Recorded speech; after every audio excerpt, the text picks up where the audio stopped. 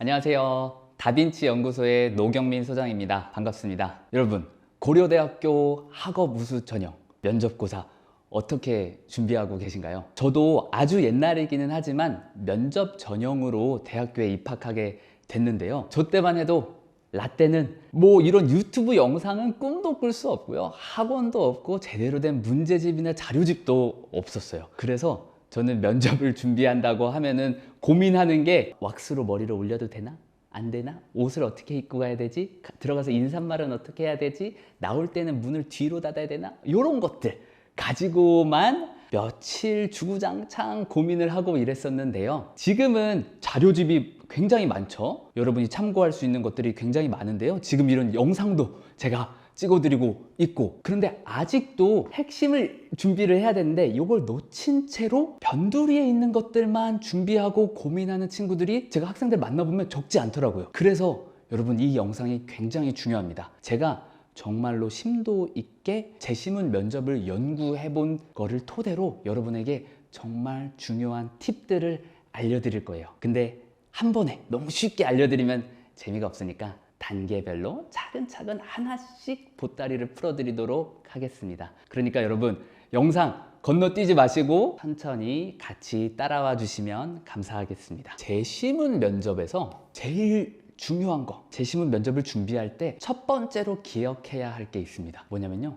재심문 면접은 네모다. 네모가 뭘까요? 조금 뜬금없을 수 있지만 여러분, 제가 고민을 해보니까 이게 정말 맞는 말 같아요. 재심문 면접은요, 여러분, 밀키트입니다. 밀키트 뭔지 아시나요? 저는 요리를 잘 못해서 밀키트를 자주 이용하는데요. 밀키트를 사면요, 여러분, 재료가 이미 다 준비되어서 와요. 너무 손질이 잘 돼 있는 재료들이 있고, 그거를 저는 물 넣고 끓이기만 하면 됩니다. 그러면은 요리가 완성이 돼요. 재심문 면접도요, 여러분, 밀키트와 같아요. 무슨 뜻이냐면요, 재심문 안에 여러분이 요리할 수 있는 재료들이 이미 다 주어져 있어요. 그 재료들을 얼마나 잘 사용하는가가 면접관과 출제자들이 여러분한테서 보고 싶은 거예요. 그런데 이걸 달리 말하면요, 재심문 면접에는 여러분, 정답이 있습니다.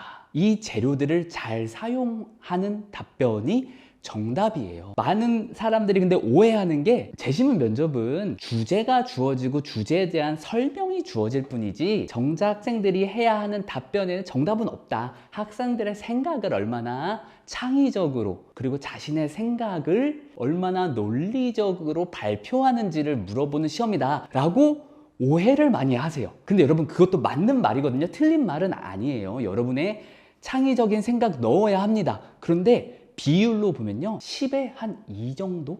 아니면 1 정도? 여러분의 생각이 고득점, 추가 점수 때문에 필요하고요. 나머지는 이미 주어진 재료들을 얼마나 여러분이 잘 요리하는가, 그게 핵심입니다. 여러분, 밀키트 고득점 받는 친구들은요, 재료들을 전부 다 사용할 줄 알아요. 예를 들어서 메인 재료가 있겠죠? 찜닭이다. 그럼 닭이 있겠죠. 닭 소스, 고추장 있겠죠. 그러면은 닭, 고추장, 양파, 마늘부터 해서 소금, 후추, 아주 작은 재료들까지 전부 넣어서 요리하는 친구들이 고득점을 받습니다. 중간 점수 평타 치는 친구들은요, 큰 재료들만 사용을 해요. 고추장 끝, 그렇게 넣고 끓이는 거예요. 그러면은 뭐 대충 모양은 나죠. 면접관들이 들을 때도 그래도 찜닭을 하려고 했나 보다 정도는 알 수 있을 거예요. 그런데 맛을 보면 어떨까요? 맛이 형편없겠죠. 작은 재료들까지 파악할 수 있는 능력, 여기에 소금이 숨어져 있었네?를 볼 수 있는 능력을 기르는 게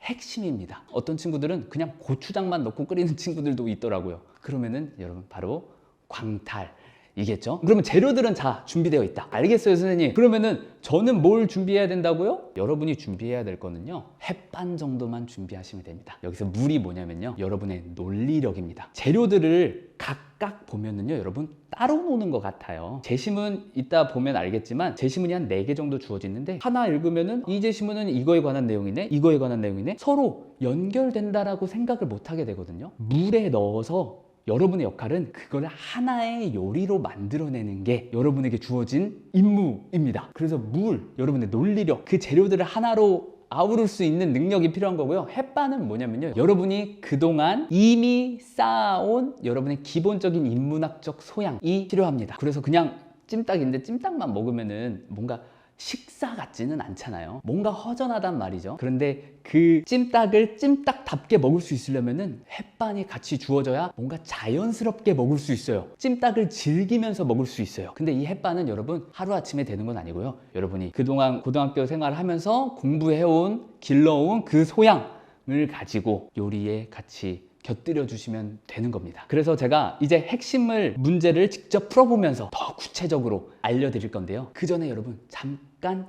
영상을 멈추고 여러분께서 하셔야 할 게 있습니다. 뭐냐면요, 여러분 먼저 기출문제를 실전처럼 풀어보세요. 그게 정말 중요해요. 보통 학생들이 어떠냐면요, 이 영상 몇 번째 검색해서 찾은 영상인가요? 친구들 보면은 고려대학교 학업 우수전형 뭐 해설 영상 이러면서 영상들만 엄청 찾아봐요. 문제집 엄청 찾아보고요. 그런데 여러분 진짜 중요한 거는 여러분이 직접 실전처럼 경험해 보지 않는 이상은 어떤 풀이 영상이 정말 나한테 도움이 되는 영상인지 여러분은 판단할 수가 없어요. 직접 경험을 해봐야지만 그래, 이거 나한테 진짜 도움될 것 같아 라는 판단을 여러분이 내릴 수 있습니다. 그러니까 꼭 선생님이 먼저 한번 풀이를 해주시죠, 그럼 제가 참고해서 한번 보겠습니다가 아니라 먼저 지금 실전처럼 한번 풀이를 해보시고 그 다음 영상으로 따라와 주시죠. 네, 여러분 기출문제 직접 풀어보고 오셨을까요? 이제 같이 한번 풀이를 해보도록 할 건데요. 여러분한테 주어지는 준비 시간 12분이고요. 면접 시간은 6분입니다. 23년도 고려대학교 학업 우수전형 오전 문제 같이 한번 풀어보도록 하겠습니다. 여러분이 먼저 직접 풀어보셨어야 해요. 자, 지문을 딱 받았어요, 여러분. 그러면 뭐부터 해야 될까요? 그렇죠. 지문 먼저 읽으면 안 되죠. 질문으로 먼저 가셔야 됩니다. 질문으로 먼저 가서 대략적인 방향, 답안을 요 방향으로 작성하라고 하는구나 라는 걸 먼저 이해하신 후에 그 다음에 지문을 읽어가면은 훨씬 더 수월합니다. 질문을 한번 볼게요. 가의 내용을 참고해서 나와 다를 비교하시오 라고 나와 있습니다. 그러면 여러분 저희가 아까 처음에 말했던 거, 제시문 면접은 뭐다? 밀키트다. 밀키트는 뭐다? 재료들은 이미 주어져 있다. 재료들을 하나로 모아서 어떻게 해야 된다 그래서 요리해야 한다 라고 말을 했죠. 그러면 제시문 가나 다라가 있으면은 여기선 가를 참고해서 나 다를 요리하라 라고 여러분한테 요구를 하고 있는 거예요. 그러면 어떤 식으로 각각의 지문들에서 재료를 찾아내야 할까요? 제가 아까 말했지만 닭고기, 고추장 이런 큰 재료도 있지만 아주 작은 소금, 후추 같은 재료들도 있거든요. 그 재료들까지 다 넣어야 되는데 그렇게 할 수 있는 방법을 제가 알려드리도록 하겠습니다. 여러분 처음은 키워드를 찾아서 키워드 중심으로 지문을 읽으면서 노트 테이킹을 하셔야 돼요. 저희가 첫 번째 문제를 먼저 풀어볼 거라서 얘는 잠깐 편으로 작게 놔두고요. 근데 노트 테이킹을 어떻게 하냐면은 키워드 중심으로 분류를 해주신다고 생각하면 됩니다. 각각의 키워드가 여러 개 있는데 공통된 분모를 찾아서 하나로 묶어주시는 거예요. 예를 들어서 가를 먼저 한번 읽어보도록 하겠습니다. 아리스토텔레스는 국가가 단지 개인의 사적인 이익을 위해 만들어진 결사체가 아니라 공공선과 가치 있는 삶을 위해 만들어진 공동체라고 보았다. 아, 국가에 관한 이야기네요. 근데 국가가 어떤 공동체라고 하냐면요, 공공선과 가치 있는 삶을 위해 만들어진 공동체라고 보았다. 그는 국가가 단순한 공동생활이 아니라 정치도덕 공동체로서 고귀한 가치, 아까 위에 나왔던 공공선과 가치 있는 거의 연장선에서 말하는 거겠죠? 공동체로서 고귀한 가치를 위해 존재한다고 주장하였다. 한편 노직은, 여러분 한편, 반면 나오면은 다음 포인트가 전개되는 거 아시죠? 한편 노직은 개인이 가진 권리와 재산을 보호하는 선에서만 행동하는 최소 국가를 정의롭다고 보았다. 어떤 국가죠? 개인의 권리와 재산을 보호하는 선에서만 행동하는 국가입니다. 국가가 특정한 사람에게 더 많은 세금을 거두어 복지 정책을 펼치는 것을 개인 재산권의 침해라고 간주하였다. 국가는 가난한 사람들을 돕기 위해 소득 재분배 정책과 같은 강제적인 수단을 사용해서는 안 된다 라고 주장하였다. 자, 여러분 제가 지금 밑줄을 그은 거는 여러분한테 알려주려고 한 거고요. 실제로는 여러분 밑줄을 그을 수는 없어요. 노트 테이킹 할 수 있는 종이만 있는데 요 밑줄은 밑줄이든 동그라미든 여러분이 지문을 읽어갈 때 머릿속에서 그린다고 생각하시면 돼요. 머릿속에서 키워드 중심으로 지문을 이해하시고 그 다음 이제 이걸 노트 테이킹을 하는 거예요. 노트 테이킹을 할 때는요, 여러분 제시문 가에 관한 내용을 노트 테이킹을 하는데 이 제시문 면접의 특징은요, 여러분 모든 제시문들마다 공통된 포인트들이 있어요. 단지 숨겨져 있을 뿐이에요. 근데 포인트가 하나만 있진 않고요. 2개 이상씩 있거든요. 그러면 제시문 가를 읽을 때도 우리가 뭘 생각하면서 읽어야 되냐? 아, 여기서 포인트가 2개 이상은 나오겠구나. 모든 제시문들이 그래요. 그러면 포인트 2개. 근데 제시문 가는 너무 간단하죠. 분명하게 나와 있어요. 아리스토텔레스하고 노직을 상반돼서 비교하고 있죠. 그러면은 아리스토텔레스의 입장, 노트 테이킹 할 때 전체 다 적으실 필요 없죠. 그 다음에 노직의 입장을 이야기하는구나. 둘 다 국가에 관해서 이야기를 하는데 아리스토텔레스가 말한 거는 국가는 어떻게 정의해요? 공공선을 추구한다 라고 얘기했어요. 노직은 어떻게 얘기했죠? 노직은 개인의 권리를 보호하는 목적을 국가가 갖는다 라고 이야기를 하고요. 그 다음에 다음 문장, 그는 국가가 단순한 공동생활의 정치 도덕 공동체로서 고귀한 가치를 위해 존재한다고 주장하였다. 정치를 어떤 수단으로 쓴다. 정치적 공동체다. 정치적 활동을 한다. 노직은 뭐라고 얘기하죠? 국가가 특정한 사람에게 더 많은 세금을 거두어 복지 정책을 펼치는 것, 어떤 정치 정책을 펼치는 거랑 비교해서 이야기를 하는 것 같죠? 복지 정책을 펼치는 것은 개인의 재산권의 침해라고 했다. 정치적인 정책들은 침해다. 국가는 가난한 사람들을 돕기 위해 소득 재분배 정책과 같은 강제적인 수단을 쓰면은 안 된다. 질문을 먼저 읽고 제시문을 키워드 중심으로 머릿속에서 동그라미와 밑줄을 치면서 읽는데 그 다음 단계로 노트 테이킹을 하는 거예요. 노트 테이킹을 할 때 일단 키워드 중심으로 해주고요. 여러분 그다음 분류 작업을 하셔야 됩니다. 한 개념으로 묶는 거예요. 아리스토텔레스하고 노직의 국가관에서 이야기하고 있는데 여기선 공공선, 개인 재산 보호, 정치적 침해, 이걸 개념별로 나눈다고 하면 어떻게 나눌 수 있을까요? 이 두 가지는 뭐예요? 국가의 목적에 관해서 이야기하고 있죠. 목적, 강제적인 수단을 쓰면 안 된다. 여기는 정치적인 활동들을 한다라고 말함으로써 그 목적을 어떻게 이루는지에 관한 수단에 관해서 이야기를 하고 있구나 라고 키워드를 묶어서 정리하시면 됩니다. 이런 식으로 가, 나, 다, 라를 여러분이 노트 테이킹을 하신 다음에요. 그 다음 작업은 이렇게 정리한 거를 연결시키는 거예요. 가와 나를, 나와 다, 다라를 연결시켜서 보는 건데, 자, 첫 번째 질문이 뭐였죠? 가의 내용을 참고해서 나와 다를 비교하시오 라고 했어요. 이게 가의 내용이잖아요. 그러면 이 틀 안에서 나와 다를 비교하면 된다 라는 이야기예요. 자, 그럼 이 틀에서 봤을 때 다 말고 일단 나를 먼저 한번 봐볼게요. 시장 경제의 운영 원리를 전통적으로 신봉하던 미국 정부는 1930년대 대공황을 해결하기 위해 뉴딜 정책을 했군요. 뉴딜 정책이 뭐냐면은 소외된 이들을 위한 새로운 정책이네요.를 펼친 바 있다. 루즈벨트 대통령은 대공황이 발생하자 시장의 가격 조정 기능에만 맡겨두는 것으로는 경기 침체가 해결되지 않는다. 것을 깨달았다. 그는 정치에서 우연히 일어나는 일이란 없다. 우연히 일어나는 건 없다고 생각했군요. 만약 우연히 일어났다면 그건 그렇게 계획된 것이라고 봐도 무방하다라고 말했다. 33년 전국 산업 부흥법을 제정하였는데 이는 산업에서 일어나는 과잉 생산, 지나친 경쟁, 실업 사태를 막기 위해 정부가 산업을 통제했대. 라는 지금 밑줄 친 거를 여러분은 키워드 중심으로 지문을 머릿속에서 읽어가면 됩니다. 그러면 우리가 노트 정리한 게 있잖아요. 여기에 대입해서 나의 키워드들을 연결시켜 보는 거예요. 처음에 국가의 목적에 관해서 나는 뭐라고 하고 있는가? 아리스토텔레스는 공공선을 이야기했고요. 노직은 개인 재산 권리를 보호하는 최소한의 이야기만 했어요. 나는 뭐라고 하죠? 대공황이 오니까 소외된 이들을 생각했어요. 과잉 생산, 지나친 경쟁, 실업 사태로 소외된 이들이 생기니까 이거 이대로 놔두면 안 되지 않냐? 소외된 이들을 위해서 우리가 뭔가를 해야 되지 않냐? 라는 목적을 가졌어요. 루즈벨트 대통령이. 그러면은 어디에 속할까요? 나에서는 요 아리스토텔레스의 입장과 일치되는구나, 부합하는구나 라는 걸 생각하면서 노트 정리를 해주는 거예요. 자, 미국에서 대공황이 왔는데 국가의 목적을 뭐라고 생각했냐면은 소외된 이들을 위해서 뉴딜 정책을 펼친 거예요. 공공선을 염두에 둔 거죠. 그러면은 목적이 있고 수단이 있어요. 수단은 어떤 수단을 사용했죠? 산업에서 일어나는 과잉 생산을 정부가 산업을 통제함으로써 통제하는 수단을 통해서 공공선을 이루려고 했다라고 노트를 정리를 해주시면 됩니다. 그리고 다를 한번 볼까요?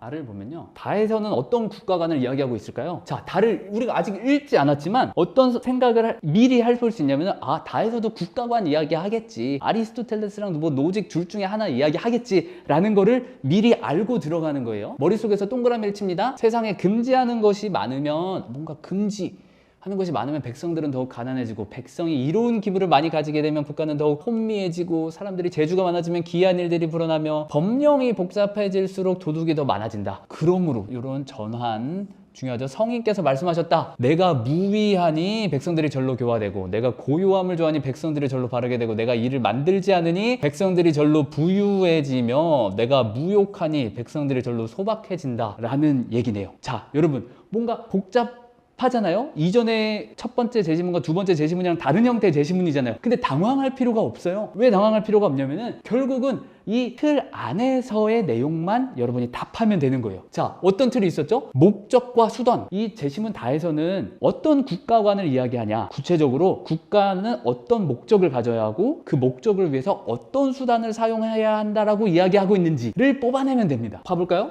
다에서는 국가는 공공선을 추구해야 한다고 하나요? 아니면 개인 재산 권리를 보호해야 된다고 하나요? 뭔가를 계속 하지 말라 그러죠. 금지하지 말고 법령 복잡하게 만들지 말아라. 그리고 무위하고 무욕하다. 뭔가를 하려고 하지 말아라. 최소한으로 해라 라는 거죠. 여기서도 그러면은 무위하고 무욕해라. 그리고 법령 만들지 마. 그러면은 그 목적을 어떤 수단을 통해서 이룰 수 있다라고 말하죠? 무위라는 수단을 통해서 아무것도 하지 않음으로써 백성들이 교화되고 바르게 되고 부유해지는 것을 실천할 수 있다라고 이야기를 하고 있습니다. 여러분, 이런 식으로 키워드를 찾고요, 머릿속에서 키워드를 분류를 하고요, 틀을 가지고 개념으로 묶어주는 거예요. 키워드들을. 그 다음에 제시문마다의 키워드들을 서로 연결을 시켜주면서 노트 테이킹을 이어가는 거예요. 그럼 이제 그 단계까지 왔으면 그 다음에 이제 답안을 작성해야죠. 이 내용을 바탕으로 가를 참고해서 나다를 비교하시오. 자, 답안을 어떻게 작성하는지 보여드리도록 하겠습니다. 여러분, 노트 테이킹 한 거를 바탕으로 어떤 식으로 답변을 정리하면 좋을지를 한번 알려드리도록 하겠습니다. 일단 큰 틀을 먼저 설명을 드릴게요. 여러분이 답변할 수 있는 시간은 몇 분이 주어지죠? 6분이 주어집니다. 질문은 몇 개죠? 3개. 그러면은 질문 하나당 적절한 답변 시간은 몇 분이다? 2분. 한 질문에 대한 답변을 2분 내로 하셔야 돼요. 근데 여러분, 2분 절대 길지도 짧지도 않습니다. 2분에 맞추는 거 상당히 어려워요. 근데 그 팁을 제가 드리자면은, 여러분, 문장을 10문장으로 답변을 한다라고 생각하시면 딱 2분 정도가 나옵니다. 한 문장에 이 정도 간단한 문장을 입으로 한번 말을 해보면요, 10초에서 15초 정도가 걸려요. 10문장이면 딱 2분을 채울 수 있는데요, 이거를 알고 들어가시는 거랑 모르고 들어가는 거랑 굉장히 큰 차이가 있어요. 이걸 모르고 들어가면요, 여러분, 첫 번째 질문은 좀 쉬운 것 같아. 제시문에서 기억나는 것들을 다 나열하는 거예요. 거기다가 그것도 모자라서 배웠었던 공동체주의, 노직의 자유주의 사상, 이런 것들을 기억나는 대로 어떻게든 뭐라도 하나 더 추가 점수를 받을 수 있을까 해서 끄집어내다 보면요, 2분 훌쩍 넘어가고요, 3분, 4분 돼서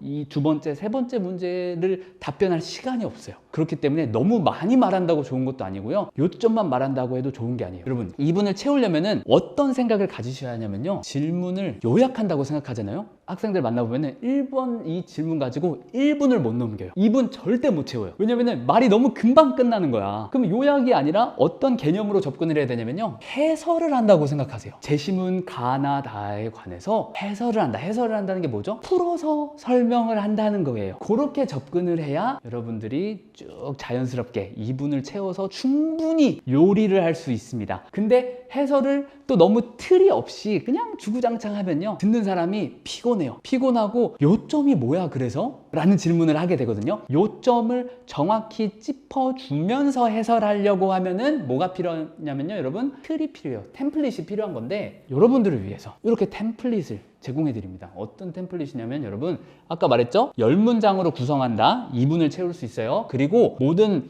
답변은 2개의 파트로 나눈다고 생각하시면 수월합니다. 예를 들어서 우리 제시문 가에서 어떤 이야기들을 했었죠? 아리스토텔레스 노직, 공공선, 최소국가라는 2가지 포인트였잖아요. 그런 식으로 제시문들의 핵심 포인트들은요, 다 2가지 또는 3가지로 나뉘게 돼 있어요. 근데 거의 2가지거든요. 그래서 2개로 내 답변도 나눠서 구성한다 라고 생각하시면 됩니다. 그리고 각 파트는 2개로 나눈 다음에 첫 번째 문장이 있고요, 그 다음에 2문장씩 나눠줘요.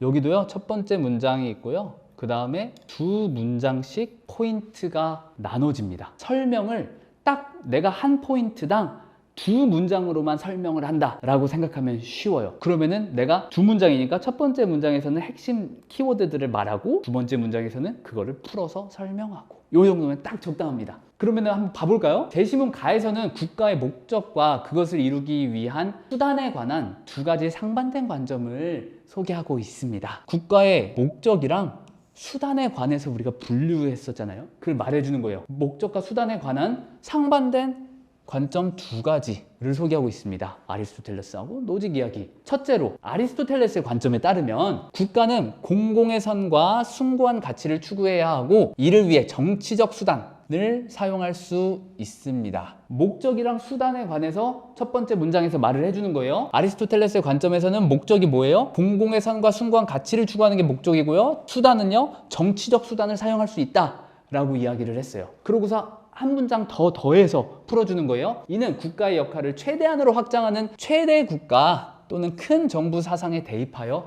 이해할 수 있습니다. 아리스토텔레스 이야기할 때 최대 국가, 큰 정부 이야기가 있었나요? 그런 개념이 소개됐었나요? 없었거든요. 어디에 나왔냐면은 노직 이야기를 할 때 최소 국가라는 개념을 소개를 했어요. 그러면은 대비되는 관점이기 때문에 그거를 가져와서 덧붙여서 설명을 해주면은 개념이 더 명확하게 그렇게 설명을 했고요. 둘째로 노직의 관점에 따르면 국가는 개인의 재산과 권리 보호를 목적으로 하며 이를 위해 최소한의 수단만 사용해야 됩니다. 목적 설명해 주는 거예요. 노직의 관점에서는요, 국가는 개인의 재산과 권리 보호를 목적으로 하고요, 이를 위해 최소한의 수단만 사용해야 한다 라는 걸 짚어주는 거예요. 즉 국가의 역할을 최소한으로 제한하는 최소국가 또는 작은 정부 사상에 해당한다고 볼 수 있습니다. 제시문에서 나왔던 키워드들로 문장을 완성을 해주는 거죠. 자, 그러면은 가의 내용을 참고하는 게 끝났어요. 이걸 참고해서 이 틀을 가지고 나를 비교하는데 첫 번째 문장은 항상 뭐라 그랬어요? 소개하는 말이에요. 앞으로 나올 내 문장으로 어떤 말을 하고 싶은지를 간략하게 소개하는 문장이고, 그 다음은 나를 비교하라 그랬으니까 그럼 네 문장 중에 두 문장은 나랑 비교하고 두 문장은 다랑 비교하면 되겠죠? 나 한번 볼게요. 우선 미국은 대공황 시기에 여러 경제적이고 사회적인 위험에 처한 소외된 시민들을 돕고자 하였는데요. 아까 나에서 나왔던 이야기예요. 나에서 나온 이야기를 언급을 해주면서 연결을 시켜주는 거예요. 연결해야 된다고 했어요. 뭐랑 연결이 돼요? 큰 정부 입장에서 공공선을 목표했다고 해석할 수 있습니다. 나에서 이런 내용이 있었거든요. 근데 이게 제가 보니까요, 가의 공공선, 가의 큰 정부랑 연결이 되네요 라고 요리를 해서 면접관들한테 서빙을 하는 겁니다. 자, 두 번째, 목적 얘기했으니까 그 다음 뭐가 나와야겠어요? 수단에 관해서 이야기해야겠죠. 그리고 이를 위해 산업을 통제했었어요. 여러분 기억하세요? 전국산업부흥법 또한 큰 정부의 정치적인 수단과도 일치합니다. 나에서 산업 통제한 내용을 언급하면서 연결시켜주는 거예요. 뭐랑 연결을 했죠? 큰 정부의 수단. 큰 정부의 수단이 뭐였어요? 정치적 수단을 사용할 수 있다라는 포인트하고 연결을 시켜주는 거예요. 여러분 어렵지 않아요. 두 문장으로 요약함으로써 끝났어요. 두 문장씩 하는 거 어렵지 않죠? 반면 제시문 다의 성인은 국가가 백성들을 바르고 부유하게 하고자 욕심을 부리지 말아야 한다라고 주장했는데요. 이는 작은 정부가 개인의 재산과 권리 보호 이외의 목적을 제한하는 것과 일맥상통합니다 라고 썼는데요. 성인은 국가가 바르고 부유하게 하고자 욕심을 부리지 말아야 된다고 주장했다고 했어요. 이는 작은 정부, 목적을 제한하는 것, 노직의 이야기하고 연결시켜주고, 수단적인 것도 언급해줘야겠죠. 목적 얘기했으니까. 국가가 무엇을 금지하거나 법령이 복잡해질수록 백성의 삶이 악화된다는 이런 내용 언급해주고, 뭐랑 연결시켜요? 국민의 재산과 침해를 경계하는 작은 정부의 입장으로 간주됩니다. 언급하고 연결한 거 말해주고, 언급하고 연결한 거 말해주고, 이런 식으로 답변을 구성하면요, 2분 꽉 채워서 말할 수 있습니다, 여러분. 그리고 이 틀을 갖고 여러분 답안을 구성한다고 생각하면은 요거를 일일이 노트에다가 다 적을 수 없어요. 이 템플릿은 머릿속에 기억을 해두는 거예요. 내가 1번 문제를 10문장으로 구성할 거고 두 가지 파트로 나눌 거고, 첫 번째는 소개하고 그 다음 한 포인트당 두 문장씩 이라는 거를 충분히 연습해서 가면요, 여러분 지문 내용은 어렵지 않아요. 그 지문의 내용들을 잘 분류해서 머릿속 템플릿을 넣어서 말하면 됩니다. 자, 두 번째 문제 한번 보도록 하겠습니다. 문제가 뭐죠? 다의 관점에서 나를 평가하시오. 다 연결되어 있습니다, 제시문들이. 여기서도 마찬가지로 제가 알려드렸던 것처럼 10문장으로 구성했어요. 똑같이 2분을 할애해야 되거든요. 그리고 똑같이 두 가지 파트로 나눴어요.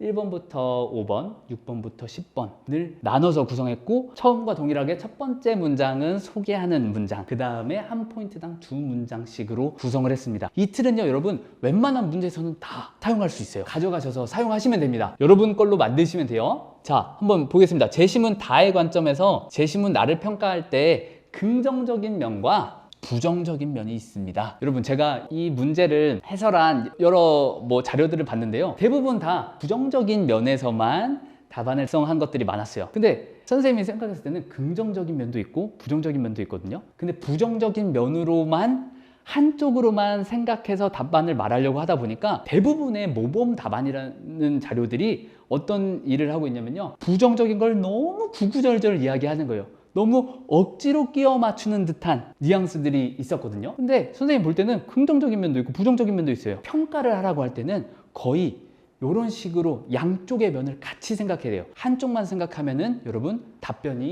답변을 충분히 늘리기가 어렵습니다. 그럼 어떤 긍정적인 면이 있었을까요? 다의 관점이라고 하면 아까 노자 사상이었죠. 노자 사상이 미국 대공황 때 있었던 루즈벨트가 했던 뉴딜 정책과 어떤 점이 긍정적으로 닿아 있고 부정적으로 닿아 있을까요? 여기서 하나 짚고 넘어갈게요. 성인의 관점, 노자의 사상인 거 다 알아요. 그런데 성인의 관점이라고 굳이 여기다 이렇게 써놓은 이유는 뭐냐면요. 제가 제공해드리는 모범 답안에는 거의 대부분 제시문에 나와 있지 않는 개념은 거의 안 쓰려고 노력했어요. 왜 그러냐면은 제시문에 이미 나와 있는 단어들, 어휘들만 사용해도 충분히 좋은 답변을 구상할 수 있기 때문에 여러분이 예를 들어서 이미 잘 알고 있는 개념들이 제시문에 나온다고 하면은 그 개념을 대입해서 설명하면은 더 좋을 수 있어요. 더 정확할 수 있는데 내가 뭔가 불확실하다. 이거 노자 얘기 맞았나? 라는 생각이 들면요. 굳이 언급할 필요 없어요. 제시문에 나와 있는 어휘만으로도 충분히 좋은 답변을 만들 수 있습니다. 성인의 관점에서 루즈벨트 대통령의 의도와 마음은 긍정적으로 평가할 수 있습니다. 어떤 말이죠? 루즈벨트가 뉴딜 정책을 도입한 것은 경기 침체로 인해 소외된 국민들의 고통을 줄이기 위해서였습니다. 뉴딜 정책 이야기할 때 설명에 소외된 이들을 위한 정책이라고 나와 있었죠. 그걸 언급을 해주는 거예요. 근데 그게 어떠냐면은 즉 소외된 국민들의 상황에 무관심하지 않고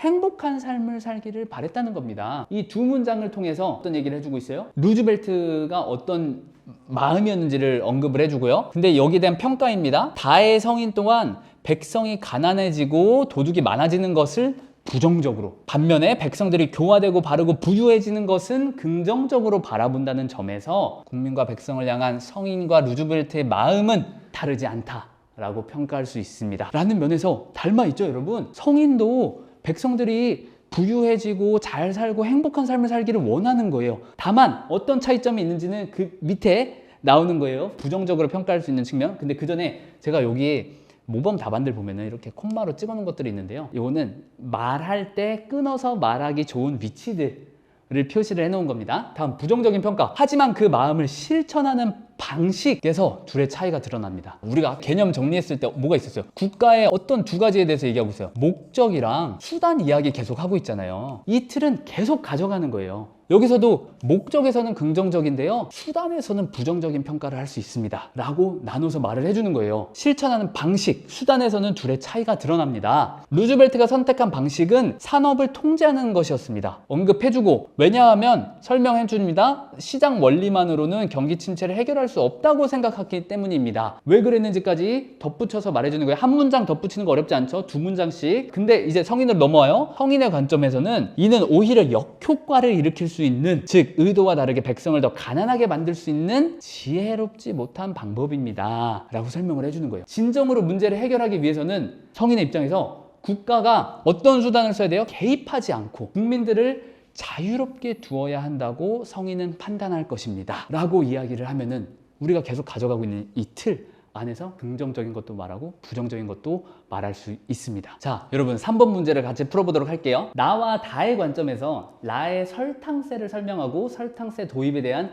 자신의 견해를 밝히시오. 여러분 여기서 이제 아까 제가 초반부에 말했던 햇반이 들어올 시간이 바로 이 부분입니다. 문제에서 여러분의 견해를 밝히라고 하는 부분에 있어서는요, 여러분이 견해를 마음껏 창의적이고 논리적으로 밝혀주시면 됩니다. 여기서 추가 점수를 얻을 수 있는 부분들이겠죠. 그런데 여러분 견해를 밝히라고 해서 말하다 보면요, 요것도 일정한 틀이 없으면은 막상 견해가 떠오르지 않아요. 근데 견해를 내가 이미 알고 있는 지식들을 바탕으로 이 문제에 관한 견해를 뽑아내려고 하면은 일종의 틀을 주면 좋거든요. 틀은 제가 이따가 알려드릴게요. 계속 똑같은 틀이 사용됩니다. 근데 선생님 여기는 10문장이 아니라 9문장인데요 2분 할애할 때 10문장 쓰라고 했는데, 요거는 특별한 경우인데요, 자신의 견해를 밝히라고 할 때는요, 견해를 5문장으로는 조금 모자라요. 한 문장 더 6문장으로 구성해주면은 조금 더 견해를 디벨롭해서 발표할 수 있거든요. 견해를 말하라고 할 때는 앞에 참고 내용은 3문장, 나머지 내용은 자신의 견해로 채워주면 좋을 것 같습니다. 한번 봐볼까요? 제시문 라에서 소개하는 설탕세는 다양한 관점에서 살펴볼 수 있습니다. 첫 번째 문장 봐볼게요. 나와 다의 관점에서 살펴볼 수 있다라는 이야기를 하는 거예요. 우선 큰 정부를 지향하는 나의 관점에서 노르웨이가 도입한 설탕세는 국민의 건강이라는 공공선을 목표로 한다는 점에서 정당성을 확보할 수 있습니다. 자, 여러분 계속 나오죠? 국가관에 대한 이야기인데요, 국가의 목적이 뭐냐, 어떤 수단을 사용할 수 있냐에 관해서 계속해서 나오고 있습니다. 목적, 공공선을 위한 목적에서 정당화될 수 있다. 하지만 작은 정부를 지향하는 다의 관점에서, 자, 나 이야기했고요, 다 이야기하는 거예요. 관점에서 설탕이 들어간 제품에 세금을 부과하는 강제적인 수단은 오히려 사회적 부작용을 초래할 수 있습니다. 사회적 강제적인 수단, 세금을 하는 거는 부작용을 초래할 수 있다. 다에서 보면은 노자가 계속 뭐라고 하죠? 법령이 많아질수록 백성들의 삶이 좋아진다, 나빠진다? 계속 나빠진다. 오히려 반대의 역효과를 낸다 해서, 역효과라는 단어는 아까 썼기 때문에 부작용이라는 단어로 대체해서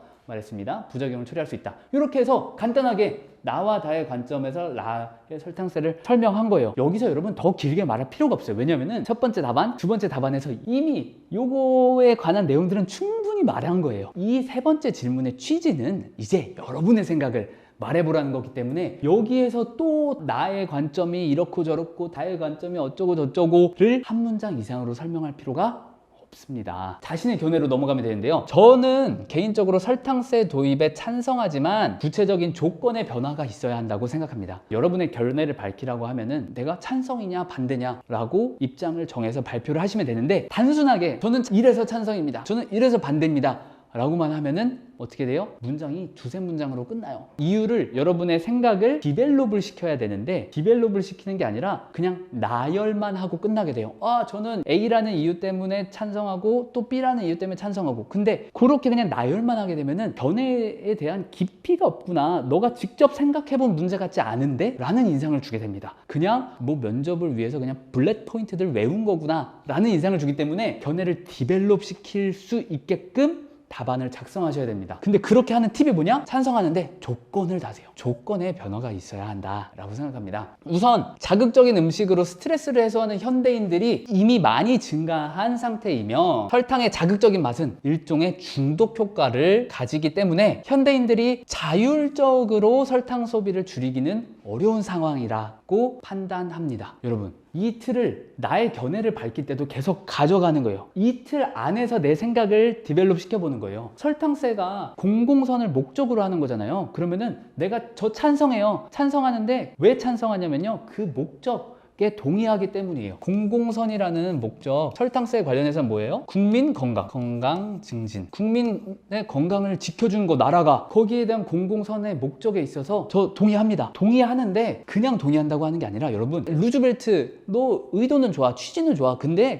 너 그렇게 해가지고 세금을 부과하잖아? 어떤 일이 벌어진지 알아? 역효과 난다니까? 오히려 너가 원하는 국민 건강 증진이 안 될 수도 있다니까? 라는 거를 우리가 계속 살펴봤죠. 그러면 저는 제 이유를 설명할 때 그것까지 염두에 두고 그걸 빠져나가는 답변을 제시를 해주는 거예요. 자율적으로는 국민 건강을 증진시켜야 되는데요, 이게 노자님 말씀처럼 자율적으로 냅둬가지고는 안 될 것 같아요. 이거는 어쩔 수 없이 강제적인 수단이 동원돼야 할 상황 같아요 라는 지점을 짚어주는 거예요. 근데 그게 왜 그래요? 현대인들이 스트레스 해소 때문에 설탕이 일종의 중독 효과를 가져서, 여러분 설탕 몸에 좋지 않습니다 라는 말만 해줘서는 이미 설탕을 많이 습관적으로 섭취하는 사람들이 설탕을 끊기가 어려울 거다라는 말을 해주는 거예요. 따라서 세금이라는 다소 강제적인 방법은 불가피하다고 생각합니다. 이 수단, 이 공공선을 목적으로 얘기하면은 이 비판이 따라올 거예요. 이 비판 따라올 거에 대한 방어를 해주는 거예요. 강제적인 수단, 설탕이 위험한 거 알아요. 안 좋은 거 알아요. 근데 불가피한 것 같아요. 불가피한데 대신 조건을 하나 달아보면은 이 역효과를 줄일 수 있을 것 같아요 라는 말을 하는 거거든요. 하지만 설탕세로 인한 부작용을 최소화하기 위해서는 설탕 대체 식품에 대한 세제 혜택이 병행되어야 한다고 생각합니다. 설탕 대체 식품이 뭐예요? 저는 잘 몰라요. 근데 그런 게 있겠죠? 세제 혜택이란 건 뭐죠? 설탕을 못 먹게 하려고 하니까 설탕을 사려고 하면 더 비싼 값을 내게끔 세금을 하는 거잖아요. 근데 설탕처럼 단맛을 내지만 건강에는 더 좋은 식품이 있다면 거기에는 세금을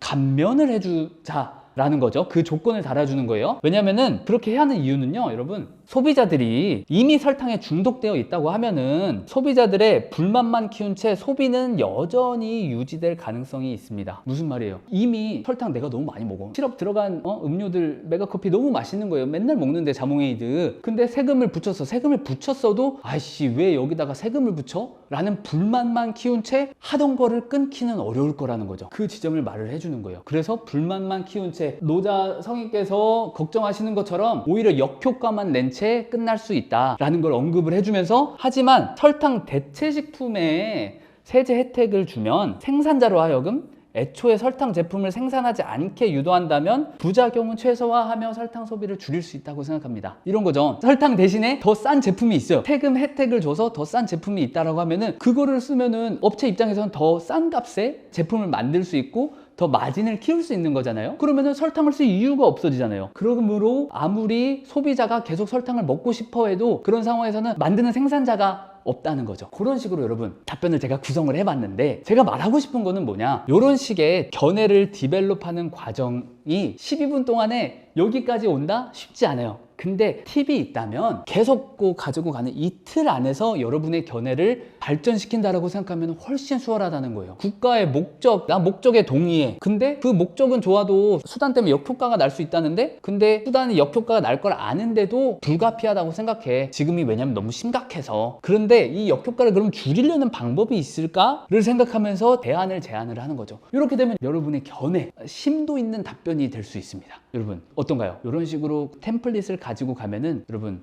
합격할 수 있습니다. 이 강의를 들은 학생들은 강의를 듣지 않은 학생들에 비해서는 조금 더 유리한 위치에 있지 않을까라고 생각을 하고 희망을 하면서 이 강의를 준비했는데요. 여러 기출 문제들을 푸는 거는 앞으로 이제 영상도 차근차근 올리고, 제가 실제로 오프라인 강의도 하고 있기 때문에 오프라인에서 만나서 여러분이 어떻게 발표하는지도 들어보고 하면서 더 심도 있게 더 가깝게 코칭해 드릴 수 있을 것 같습니다. 여러분 오늘 강의 들어주셔서 감사하고, 다음번 영상에서는 연세대학교 하스에서도 재시문 면접을 보거든요. 하스의 기출문제를 가지고서 또 풀어보는 시간을 갖도록 하겠습니다. 하스도 재시문 면접이라는 점에서 고려대 하구랑 비슷한 점이 굉장히 많아요. 큰 틀은 같습니다. 그래서 그 큰 틀이 어떻게 다른 재시문 면접들에서도 적용될 수 있는지를 여러분이 생각하면서 연습해 보시면 좋을 것 같습니다. 감사합니다.